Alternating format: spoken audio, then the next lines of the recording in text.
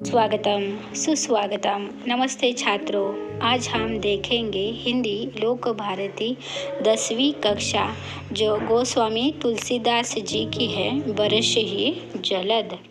परिचय इस प्रकार। गोस्वामी तुलसीदास, जन्म 1511, बांदा उत्तर प्रदेश, मृत्यु 1623, वाराणसी उत्तर प्रदेश। गोस्वामी तुलसीदास ने अवधी भाषा में अनेक कालजयी ग्रंथ लिखे हैं।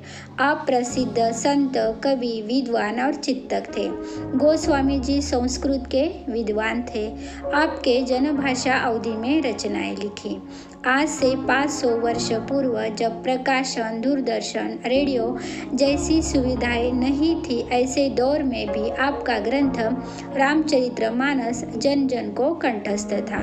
आपके द्वारा रचित महाकाव्य रामचरितमानस को विश्व के लोकप्रिय प्रथम 100 महाकाव्यों में महत्वपूर्ण स्थान प्राप्त है। तो गोस्वामी तुलसीदास भारतीय साहित्य के एक महान कवि थे। वे राम भक्त थे। श्री राम उनके आराध्य थे। अंततः उन्होंने अपने साहित्य में श्री राम एवं उनकी लीलाओं का अद्भुत वर्णन किया है। उन्हें महर्षि वाल्मीकि का अवतार भी माना जाता है। रामचरितमानस उनकी अनमोल रचना है, जो भारतवर्ष की एक सांस्कृतिक धरोहर है। प्रमुख कृतियाँ इस प्रकार: 1 रामचरितमानस महाकाव्य, 2 कवितावली, 3 विनय पत्रिका, 4 गीतावली, 5 हनुमान बाहुक, 6 बरवई रामायण, 7 जानकी मंगल आदि। पद्य संबंधी प्रस्तुत पद्यांश गोस्वामी तुलसीदास रचित रामचरितमानस महाकाव्य के किष्किंधा कांड से लिया गया है। यह पद्यांश चौपाई एवं दोहा छंद में है। यहाँ गोस्वामी जी ने वर्षा ऋतु में होने वाले परिवर्तनों का सुंदर वर्णन किया है। उन्होंने वर्षा के साथ ही साथ समाज की स्थिति, विविध गुण दुर्गुणों को भी दर्शाया है। उपरोक्त प्रसंग सीताहरण के बाद का है। श्री राम लक्ष्मण सीता जी की खोज में भटक रहे हैं। सीता जी के बिना श्री राम व्याकुल है। रामचंद्र जी कहते हैं, आसमान में बादल घोर गर्जना कर रहे हैं। पत्नी सीता के न होने से मेरा मन डर रहा है। आकाश में बिजली ऐसे चमक रही है जैसे दुष्ट व्यक्ति की मित्रता स्थिर नहीं रहती। महाकाव्य अंश जानने से पहले हम चौपाई और दोहा के बारे में थोड़ी बहुत जानकारी लेंगे। चौपाई में 4 चरण होते हैं। चौपाई मात्रिक छंद का एक प्रकार है। प्रत्येक चरण में 16-16 मात्राएं होती है और अंत में गुरु होता है। दोहा अर्धसम मात्रिक छंद है, जिसमें 4 चरण होते हैं। विषम चरण यानी प्रथम और तृतीय चरण में 13-13 मात्राएं तथा समचरण यानी द्वितीय और चतुर्थ चरण में 11-11 मात्राएं होती है। समचरणों के अंत में एक गुरु और एक लघु मात्रा का होना आवश्यक होता है। तो छात्रों, हम यहाँ पर महाकाव्य के 2-2 पंक्तियाँ लेकर उसका भावार्थ देखेंगे। चौपाई: घन घमंड न भगर्जत घोरा, प्रिया ही न डरपत मन मोरा। दामिनी दमक रही घन माही, खलके प्रीत जथा थिर ना। तो देखो, घन मेघ, घमंड गर्व, घोरा भयंकर, हीन वीणा, डरपत डरना, मोरा मेरा, दामिनी बिजली, दमक चमकना, माही मैं, खल दुष्ट व्यक्ति, जथा जिस प्रकार, थिर स्थिर, नाही नहीं। इसका भावार्थ देखते हैं। श्री राम और लक्ष्मण जी सीता जी की खोज में इधर उधर भटक रहे हैं। ऐसे में वर्षा ऋतु का प्रारंभ हो रहा है। ऐसे में श्री राम अपने भाई लक्ष्मण से कहते हैं, हे लक्ष्मण, देखो आकाश में बादल बड़े अभिमान के साथ घुमड़ घुमड़ कर घोर गर्जना कर रहे हैं। प्रियतमा सीता के बिना मेरा मन बहुत व्याकुल है, बहुत डर रहा है। बिजली की चमक बादलों में रह रह कर हो रही है, वह कहीं ठहरने का नाम ही नहीं ले रही है। ठीक उसी प्रकार जैसे दुष्ट की प्रीति कभी स्थिर नहीं रहती। यहाँ पर दामिनी बिजली जो है एक दुष्ट व्यक्ति का प्रतीक है। बरस ही जलद भूमि निराए, जथा नवहि बुध विद्या पाए, बूंद आघात सही गिर कैसे, खल के बचन सत सह जैसे। छात्रों, शब्द देखो। वर्ष ही वर्षा, जलद गतिमान, निराए झुकना, जथा जिस प्रकार, नवहि झुकना, बुद्ध विद्वान, विद्या शिक्षा पाए पाता है, बूंद बारिश की बूंद, आघात प्रहार, सही ही सहते, गिरी पर्वत, कैसे मैं, खल दुष्ट, बचन वचन, सह सहते हैं। अर्थ देखो। आसमान में छाए हुए बादल धरती के पास आकर ऐसे बरस रहे हैं जैसे बिल्कुल भूमि के पास आकर बरस रही है। जैसे विद्या प्राप्त करके विद्वान झुक जाता है, नम्र होता है, उसी प्रकार ये वर्षा भूमि पर आकर नम्र हो रही है।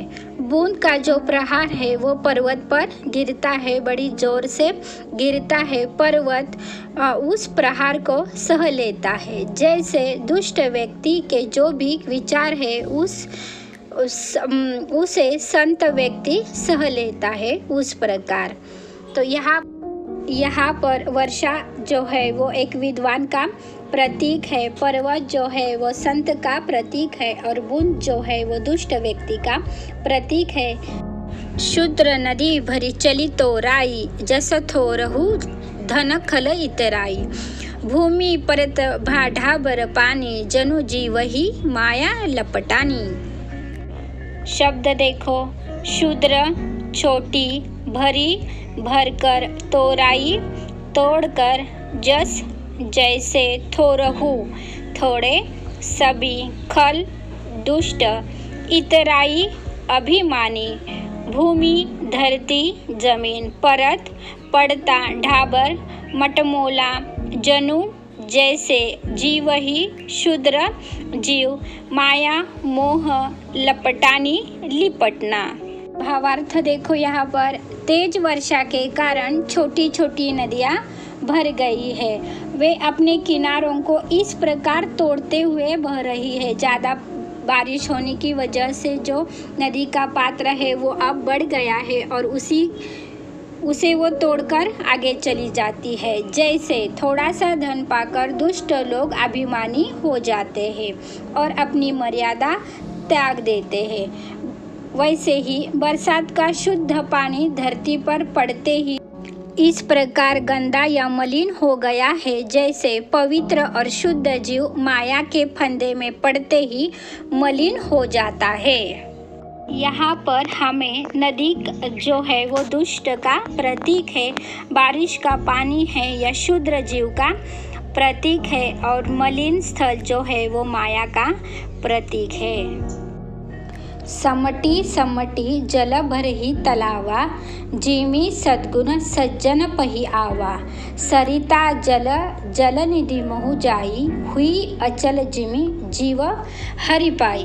तो छात्रों, शब्द देखो। समिति समेट कर, भरही भरता, तलावा तालाब जहाँ पर पानी इकट्ठा होता है, जिमि जैसे, सद्गुण अच्छे गुण, सज्जन व्यक्ति, पही के आवा पास आते हैं, सरिता नदी, जलनिधि बड़ा समुद्र, महु में जाई जाता है, होई होता है, अचल स्थिर, जिमि जैसे, जीव।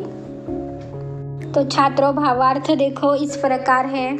धरती पर गिरा बारिश का पानी नदी नालियों से होकर तालाब में इकट्ठा हो जाता है। जैसे ही सद्गुण व्यक्ति आहिस्ता आहिस्ता धीरे धीरे सज्जन व्यक्ति के पास चला जाता है, नदी का जल आखिरकार सागर में मिलता है और वहाँ पर जाकर स्थिर हो जाता है। जैसे ही जीव ईश्वर को पाकर स्थिर हो जाता है, अर्थात ईश्वर के पास जाकर वो स्थिर होता है। यहाँ पर तालाब जो है वो सज्जन व्यक्ति का प्रतीक है, नदी का पानी जो है वो जीव का प्रतीक है और समुद्र जो है वो ईश्वर का प्रतीक माना गया है। दोहा देखते हैं। हरित भूमि तृण संकुल, समुझी पर ही नहीं पंथ, जिमी पाखंड विवादते, लुप्त होई सद ग्रंथ। तो छात्रों शब्द देखो। हरित हरि, भूमि पृथ्वी, तृण घास, संकुल परिपूर्ण, समुझी समझ में, पंथ रास्ता, जिमी जैसे, पाखंड ढोंगी, विवाद विचार से, लुप्त नष्ट, हो गए, सदग्रंथ अच्छे ग्रंथ। भावार्थ देखो इसका। बारिश की वजह से धरती पर हरी भरी घास भर जाती है, हरियाली छा जाती है, उसी की वजह से रास्ता कहीं नजर नहीं आता है। जैसे ढोंगी विचारों वाले लोग अपने विचारों से ऐसे विचार फैलाते हैं कि अच्छी अच्छी बातें सदग्रंथ समाप्त हो जाते हैं। तो छात्रों यहाँ पर हमने पहली चौपाई और पहला दोहा देखा। दूसरा दोहा और चौपाई देखने के लिए अगला वीडियो ज़रूर देखें। आशा है कि आपको समझ में आ गया होगा। तो धन्यवाद छात्रों, अगला वीडियो ज़रूर देखें।